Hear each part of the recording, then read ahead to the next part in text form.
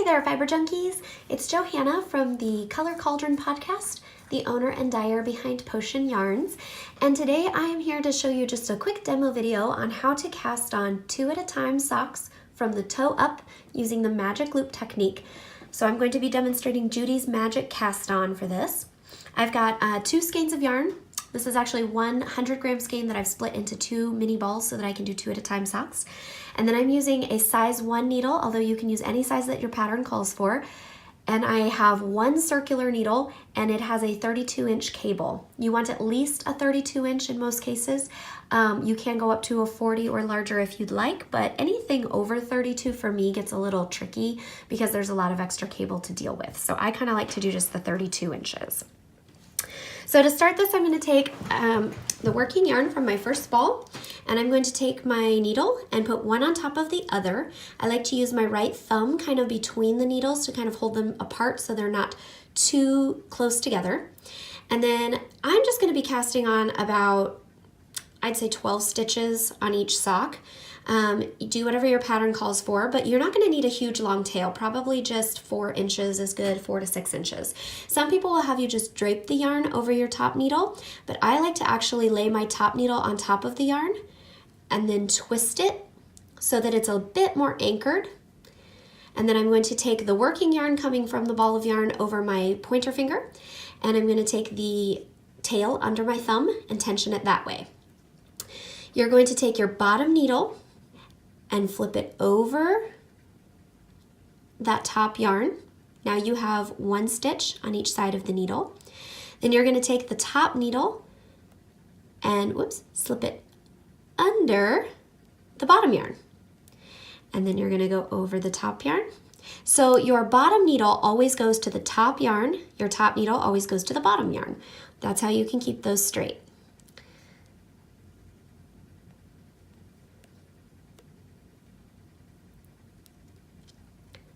All right, and you just do that for as many stitches as you need for your cast on.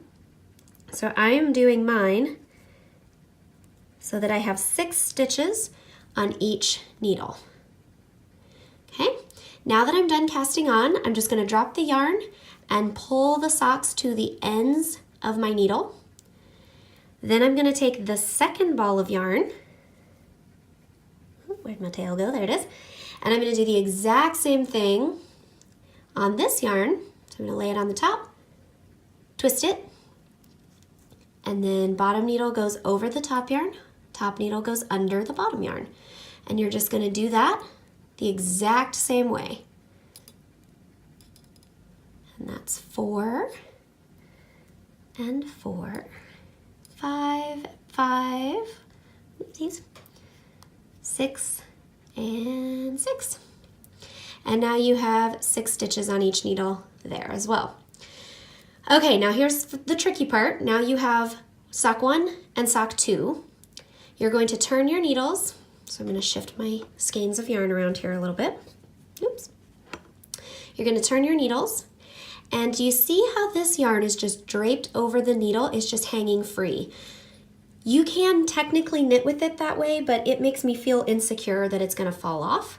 So I like to take the tail yarn and cross it over the working yarn. You see how that crosses that right there? And that will help to anchor it in a little more securely. Now, if you were to knit this direction, your purl bumps would be on the outside of the sock, and we don't want that. At least I don't want it for my socks. I would like to have a smooth stockinette side. So I am going to flip this on its back so that my tail is right here and the working yarn is right here. And then I'm going to slide this to the front of my needle tip and take your back needle, and while you hold the yarn on the front needle, gently pull this one free. Whoopsies. And then you're going to bring it around to work it so that you have a nice loop here and you have a loop here.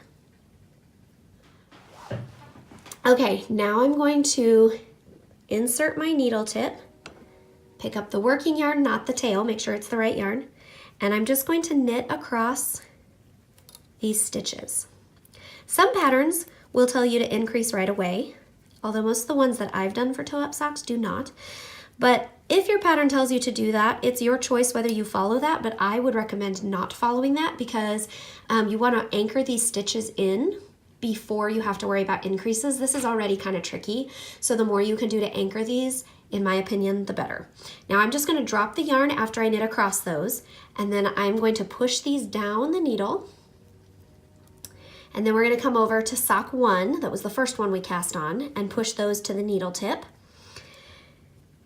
Make sure you check and cross your yarns in the back so that your tail is crossed over the working yarn, and that way you aren't going to have any issues with it slipping out. And then you're going to knit across this one as well. Now there is a little bit of a trick to the back side, especially the way that I've been showing you how to do it, the way that I swing my needles on Judy's Magic Cast On. So once you get done, you're going to turn it around. Just to keep everything safe, I'm going to move my balls around as well. Ah, that sounds hilarious. All right, now I'm going to hold my yarn on the needle in the back and then take the cable in front and gently pull it. Okay, so now you have your working yarn in the back, and this is sock 1 side, the second side. Now when I pull my needle free and bring it around to work it, I am doing my first stitch, and then can you see here, this stitch is twisted because of the way that this cast on works.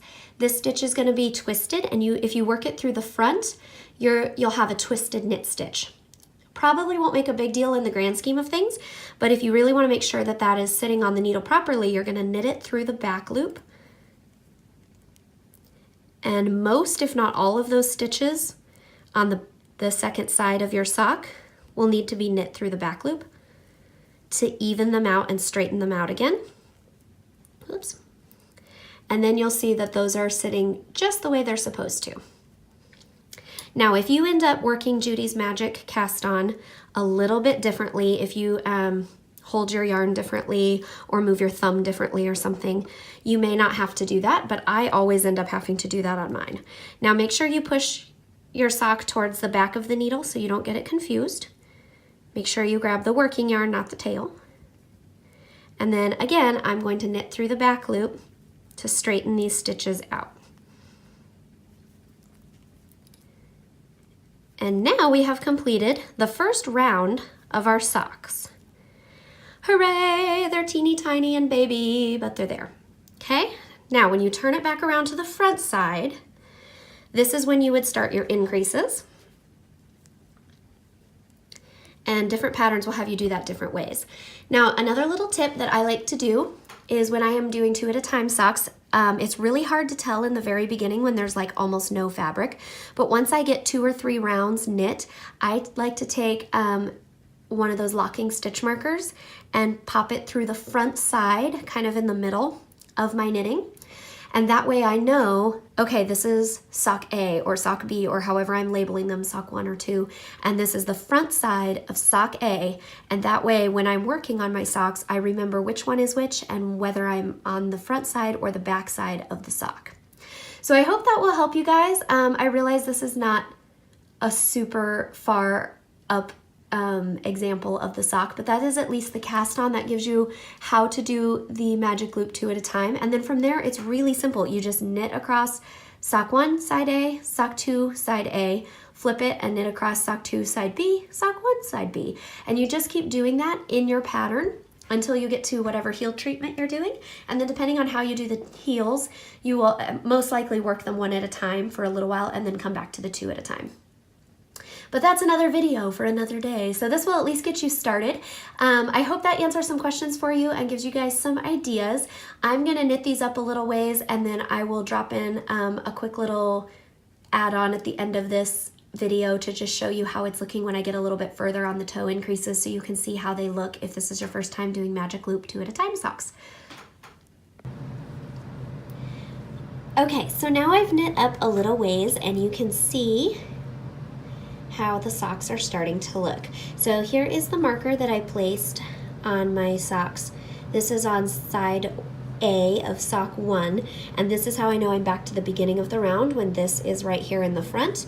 So I knit across this sock, and then I'll knit across this sock, and then I flip them, and when I'm on the back side there's no marker, and that's how I know I'm on the side B, or the second side of the socks. And this is what it looks like. I've done a few of the increases. I haven't finished them yet, but I've knit up a little ways so that you can kind of see the increases that I'm doing every other row, or every other round, so you can see those on both sides. And that's how you will do your magic loop. So you always start out with the loop on one side, and then you knit across, and like we saw in the cast on, you'll have a loop here and a loop here as you're working. And then every time you finish one side of both socks, you'll have the loop either on this end or over here on this end.